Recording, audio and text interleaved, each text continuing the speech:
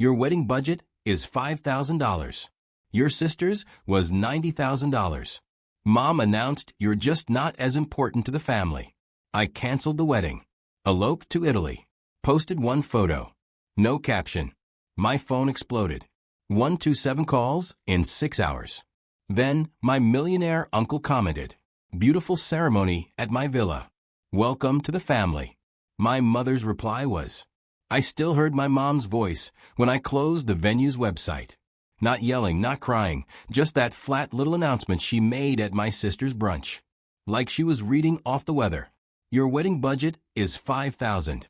Your sister's was $90,000. Mom said, smiling at my sister like she just handed her trophy, "Linda, you're just not as important to the family." And then she looked past me, right at my daughter, like my kid was a chair someone forgot to put away. Also, she added, tapping her mimosa glass with a spoon, "Mia won't be in the formal photos. We're keeping it traditional." That's when my hands started shaking. Not from anger. From that sick, tight feeling you get when you realize something you've been pretending not to see is finally being said out loud. My daughter was 9. Quiet, polite, the kind of kid who says, "Excuse me," when the dog bumps her knee. She was wearing a little cardigan I'd bought on sale, and she was holding the tiny gift bag she made for her aunt. Hair clips she'd picked out herself because, in her words, Aunt Stephanie likes sparkly things. She stared at my mom like she didn't understand the language. Then she leaned in close to me and whispered, "Mom, did I do something wrong?" I swallowed so hard it hurt. "No," I said too fast. "No, baby, you didn't." My sister Stephanie didn't even flinch. She just kept scrolling through wedding photos on her phone, showing my mom a centerpiece that looked like it cost more than my monthly car payment. Mom kept going. "We're not doing another big wedding," she said like she was explaining a reasonable household rule. "It's not necessary. You're older. You already have a child. And honestly, you're stable. You don't need the help." That word stable. Like I was a cabinet she could lean on whenever she wanted and slammed shut when she didn't. Across the table, my aunt chuckled. Someone else said, "Well, at least Linda's practical." Nobody said, "What is wrong with you?" Nobody looked at my daughter and said, "Of course you're in the photos." I did the thing I always did. I went still. I smiled like my face belonged to somebody else. I rubbed my daughter's back with my thumb and told myself not to ruin the brunch because in my family, the person who reacts is always the problem. So I didn't react. Not there. I waited. I'm Linda. I was 36 then. I lived outside Columbus, Ohio in a 2-bedroom townhome with a tiny kitchen and a laundry closet that screamed every time it spun. I was a hairdresser. Not the glamorous kind you see on TV. The real kind. The kind where you stand on your feet for 10 hours, breathe in hairspray, and smile through a client's divorce confession while you're trying to get foils. Even I was good at it. I had a steady book. I had regulars who tipped me in cash and brought me muffins at Christmas. I was also a single mom for years. Mia's dad had been in and out like a bad Wi-Fi signal. And I stopped pretending I could build a stable home out of someone else's excuses. 2 years before that brunch, I met Ethan. He was calm, quiet, a teacher, the kind of man who doesn't fill silence with noise because he isn't afraid of it. He didn't come in and try to save me. He just showed up over and over, picked Mia up from after-school care when my last client ran late, sat on the floor, and helped her build a puzzle without checking his phone every 30 seconds. Let her talk about her drawings like they were museum exhibits. When he proposed, Mia cried first. She hugged him and said, "Does this mean you're really staying?" And he said, "Yes, I'm really staying." I thought that would soften my family. I thought a ring and a good man and a kid who just wanted to belong would finally make my mother treat me like I mattered. I should have known better because the pattern was older than my engagement. The pattern was me paying and smiling and swallowing. It started small, the way it always does. When Stephanie got engaged 5 years earlier, my mom called me like it was an emergency. "Linda, I need you." She said, "You're the only one who can handle the bridal party." Handle meaning do everyone's hair for free. Stephanie wanted a luxury wedding, ballroom, live band, ice sculpture, the works. $90,000 went into that wedding, mostly for my parents. They didn't have $90,000 lying around. Not really. So, where did it come from? From loans? From credit? From temporary borrowing? From me? At the time, my mom was struggling with bills. My dad's truck needed repairs. The roof might leak. My brother could really use help with daycare for the month. So I sent money. Not huge amounts at first. $200 here, $300 there. Then my mom started saying things like, just until we get through this month. Then, you're so good with money. Then, you're the only one we can count on. I became the family's quiet little emergency fund. And they got comfortable with it. It wasn't just cash. It was my labor. Every holiday, every event, every special occasion. My mom expected me to show up early with my kid and do hair in the upstairs bathroom like I was hired staff who happened to share DNA. Stephanie's blowout, her bridesmaid's curls, my mom's, just a few touch-ups, even my aunt's hair, because you're already doing everyone else. I once did 12 heads in one morning. 12. By the time the wedding started, my arms were shaking and my stomach was empty because I'd been too busy to eat. At the reception, my mom hugged me and whispered, "See, you're so useful, not loved, not appreciated, useful." I laughed then like it was a joke, but it wasn't. When Stephanie got her house, my parents helped with the down payment. My mom also called me that same week. "We're short," she said. "Just a little short. Can you spot us?" I spotted them. When my dad wanted to redo the basement, my mom asked me to put the contractor deposit on my credit card just for the points. I did. When Mia had asthma flare-ups and I was juggling inhalers and copays, my mom still asked me to cover my brother's tires because he has a family. As if I didn't. And through all of it, they treated Mia like an add-on. A footnote, they never said grandbaby the way they said it about Stephanie's kids. They called her Linda's little one. They forgot her birthday twice. Once my mom gave her a used coloring book at Christmas, pages already scribbled on, and told her, "You can share with the other kids." Mia said, "Thank you anyway." That's the kind of kid she was. She didn't complain. She didn't pout. She just tried harder. She drew pictures for my parents. Big, happy houses with everybody holding hands. She wrote, "Grandma," in careful bubble letters. She saved her allowance to buy my mom a candle because she heard my mom say she loved vanilla. And every time she tried, my mom acted like she was watching a stranger's child perform at a school play she didn't want to attend. I kept telling myself, they'll come around. I kept showing up because that's what I was trained to do. If I was good enough, helpful enough, quiet enough, they'd finally treat me like I belonged. So, when Ethan proposed, I thought, okay, now we're legitimate. Now we're safe. We planned a small wedding, not courthouse small, just normal, a garden venue, 50 people, a simple dress. My budget was about $18,000 total, Ethan and I together. We weren't asking my parents to fund it. We weren't asking for anything dramatic. We just wanted my mom to stop acting like my life was a consolation prize. I told her we'd cover most of it ourselves. I asked if she wanted to contribute in any way just because I knew she would insist on helping, if she was given the opportunity to feel in control. That brunch was her answer, not just the money, the ranking, the way she made it public, the way she involved my child like it was nothing. And the part that still makes my throat tighten is how calmly she said it. Like she'd rehearsed it, like she'd been waiting for the moment to finally put me in my place. After the brunch, I walked me into the car. She was quiet. Her eyes stayed on the pavement. Stephanie's kids ran past us with sugar on their faces, shrieking about cake tasting. My mom called out behind me, "Linda, don't be dramatic." I didn't turn around. In the car, Mia buckled herself in and stared at her lap. Then she said softly, "If I'm not in pictures, does that mean I'm not really family?" I gripped the steering wheel so hard my knuckles went white. I wanted to say, "Of course you are." But the truth is, in my mother's version of family, Mia never was. Not fully. Not the way Stephanie's kids were, not the way blood was. I took a slow breath. "You're my family," I said. "That's the only one that matters." She nodded like she was trying to accept it, but kids don't just accept that. They feel it. They carry it. And I felt something shift inside me right there in the parking lot, like a door closing, not slammed, just shut. That night, Ethan came over after work and found me at the kitchen table with my laptop open, staring at the venue contract.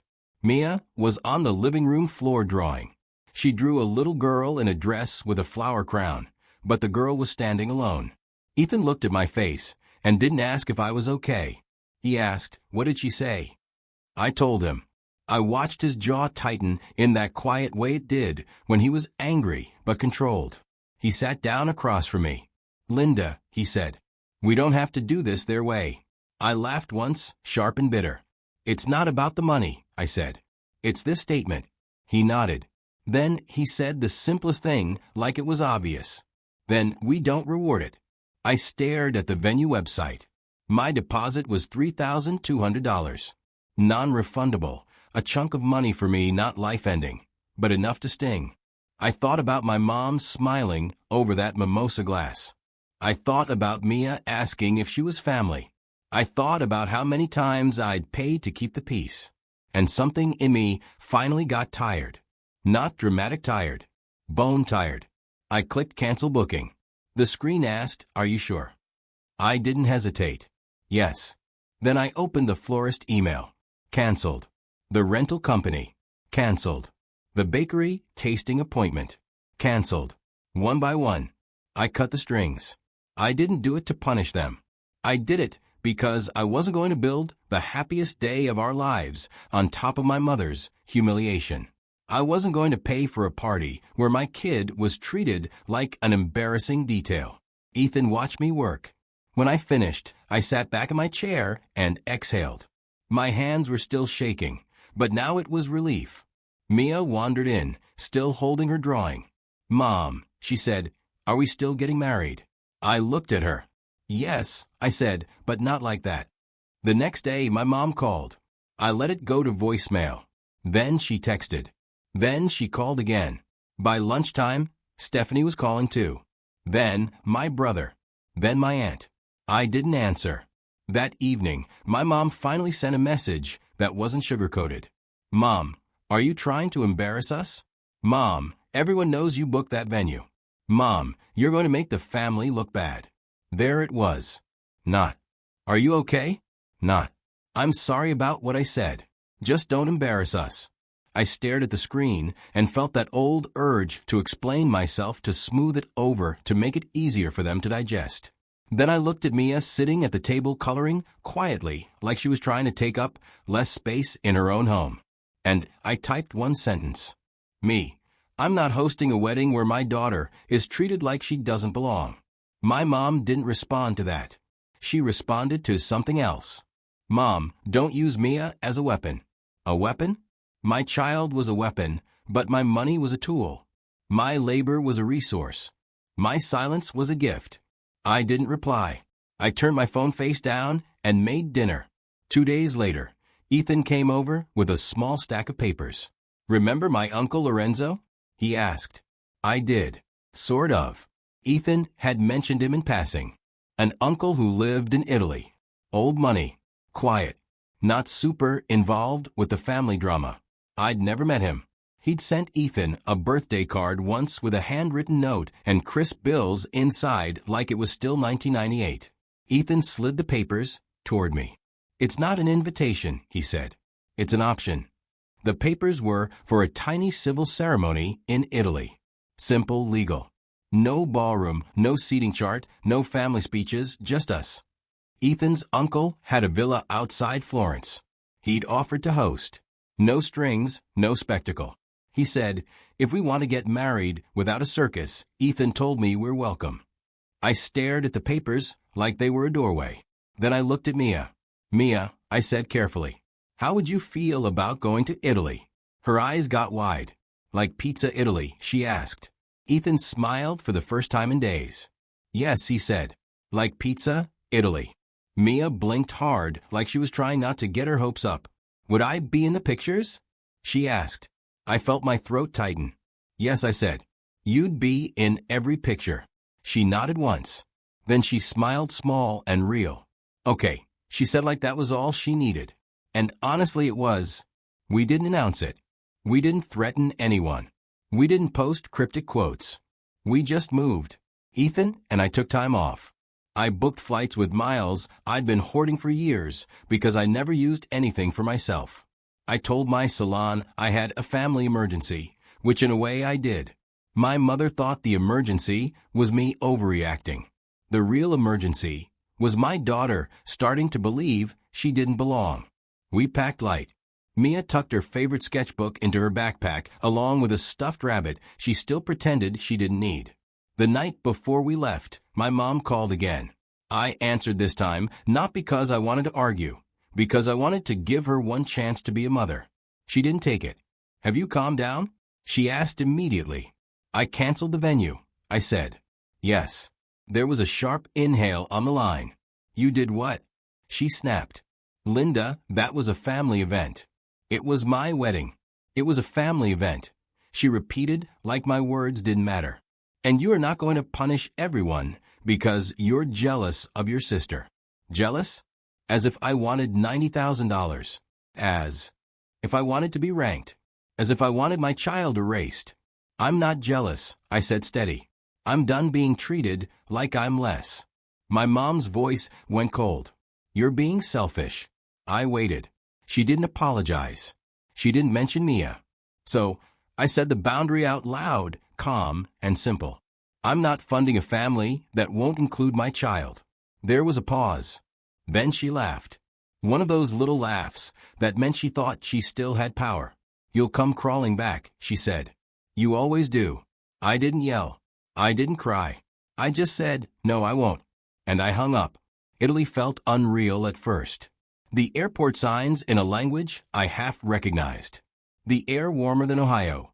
The sunlight hitting old stone buildings like the whole world was made of honey. Mia pressed her face to every window like she was afraid it would disappear if she blinked. Ethan's Uncle Lorenzo met us with a driver and a small wave like he wasn't the kind of man who had people driving him around. He was older, silver hair, calm eyes.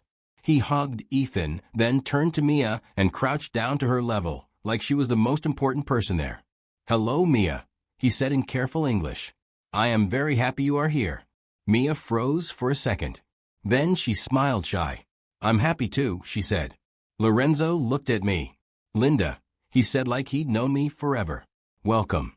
Not useful, not practical. Welcome." I didn't realize how much I needed that word until it landed. The villa was beautiful, but not in a flashy way. It felt lived in, quiet.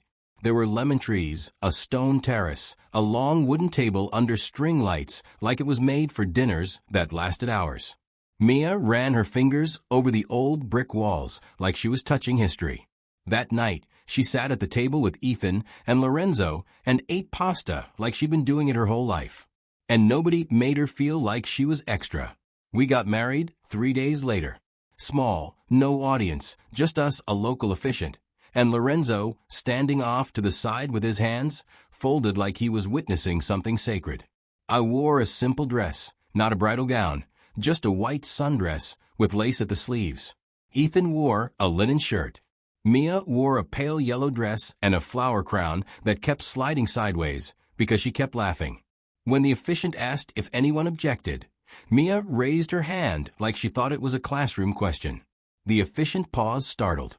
Mia giggled and said, "I just want to say I don't object." Everyone laughed, including me, and my eyes filled up. Anyway, after the ceremony, we took one photo, just one. Me and Ethan in the middle. Mia between us, her hands in ours. No caption, no explanation. I posted it because I wasn't hiding. I just wasn't performing. Then I put my phone down. We went inside and ate cake with our fingers like kids. Lorenzo poured sparkling water, for Mia like it was champagne. And for the first time in a long time, I felt quiet in my chest, like I wasn't bracing for someone to ruin it. The next morning, I picked up my phone. I had notifications stacked like a wall. I checked my call log. It looked fake. 127 missed calls in 6 hours. Texts, voicemails, more texts. My mom, Stephanie, my brother, my aunt, cousins I hadn't spoken to in years. People who didn't come to Mia's birthday parties suddenly cared deeply about my wedding. Stephanie's first text was just, "Stephanie, what is this?" My mom's was longer. "Mom, Linda, answer your phone right now." "Mom, you are humiliating this family." "Mom, how could you do this without your mother present?" "Mom, after everything we've done for you. After everything we've done for you." I stared at that line until I started laughing because it was so upside down. I couldn't even find the anger. Everything they'd done for me. Like what? Like letting me do hair for free? Like taking my money? Like telling my child she wasn't traditional enough to be photographed? I didn't respond. Not yet. I put my phone down again and went outside. The air smelled like citrus and morning. Mia was on the terrace drawing in her sketchbook. Ethan came up behind me and wrapped an arm around my waist. "They found it," he said softly. "Yeah," I said. "You okay?" I watched Mia draw. "She's okay," I said. "So I'm okay." By lunch, it got worse. People started commenting on the photo. Some hearts, some congratulations. Then, my mother's friends started showing up in the comments with shocked emojis like, "My wedding was a scandal." I was scrolling half numb when a new comment popped up, a name I recognized because Ethan had told me stories. Lorenzo Biani. My breath caught. His comment was simple. "Beautiful ceremony at my villa. Welcome to the family." That was it. No drama, no subtweets, just a quiet statement. "This happened, and you belong." I swear my whole body relaxed like it had been waiting for someone with real power in the family to say it. Because here's the thing about families like mine. They don't respect boundaries unless someone higher on the invisible ladder enforces them. My mom had always acted like she was the top rung. Lorenzo just reminded everyone she wasn't. My phone rang again immediately. Then again, I didn't answer. I watched the comments, and then my mother replied directly under Lorenzo. My mother's reply was exactly who she was. Not loving, not heartbroken, controlling, performative. A public attempt to yank me back into line. She wrote, "Please don't encourage this. Linda is confused and acting out. This was not a real wedding. We will handle this privately." I sat there staring at the screen. This was not a real wedding. I looked over at Mia, who was humming to herself while she drew me in a dress. Ethan in a shirt, and the three of us holding hands under string lights. Real enough for her. Real enough for me. Ethan read it over my shoulder. He didn't swear. He didn't rant. He just said, "We're not doing this." Then he took my phone gently from my hand and set it down like he was putting away something sharp. "We're not giving her our day," he said. And we didn't. That evening, Lorenzo invited us to dinner at the long wooden table. He didn't mention the comments. He didn't ask for details. He just made room. There were candles, bread, a simple meal. Mia sat between Ethan and me like she belonged there, because she did. Halfway through dinner, Lorenzo looked at me. "I know your mother is loud," he said carefully. I blinked, surprised he'd address it at all. He continued, still calm. "In families, there are often people who take," he said, "and people who give. The takers become angry when giving stops." I swallowed. He set down his glass. "In my home," he said, "a child is never made to feel small. Never." Mia didn't hear. She was busy dipping bread into olive oil like it was her job. But I heard. And something inside me unclenched again because I realized I'd been trying to earn basic decency from people who didn't even believe they owed it. The next day, I finally sent one message to my mother. One, no arguing, no defending, no paragraphs, just a boundary, clean and clear. "Me, I'm not discussing this. I'm married. Mia is my family. If you can't respect that, you won't be part of our lives or our finances anymore." Then I did the one financial move I should have done. Years ago, I opened my banking app. I turned off the recurring transfers. $300 every month to my parents for bills. $150 every month to my brother just until he catches up. The salon discount.